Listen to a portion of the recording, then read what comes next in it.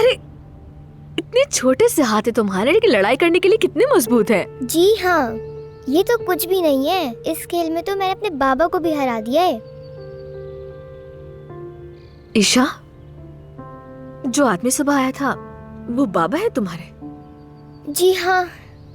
फिर तुम बाबा के साथ रहने की बजाय यहाँ क्यों रह रही हो? अदनान अंकल मेरे बाबा से नाराज हैं, पर जो हॉस्टल में आंटी नहीं थी उनसे भी नाराज हैं बाबा। तो उन्होंने कहा तुम अदनान और दानिया के साथ जाओ। और दानिया वो कौन है तुम्हारी? ईशा कहाँ थी तुम? मैं कितना परेशान हो गई। जाए जाए, मैं नहीं हूँ यहाँ पर।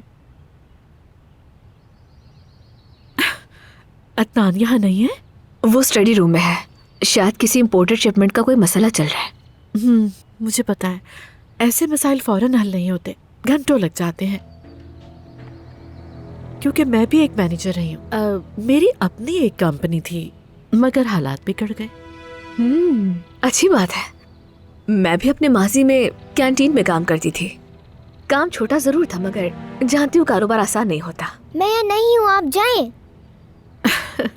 बच्ची है, क्या कहूँ। बहुत प्यारी बच्ची है और बहुत मासूम भी। आपने इसकी तरबियत बहुत अच्छी की है, अच्छी लगी मुझे। लेकिन इसकी आंखों में आज आंसू देखे मैंने। बाबा को याद कर रही थी।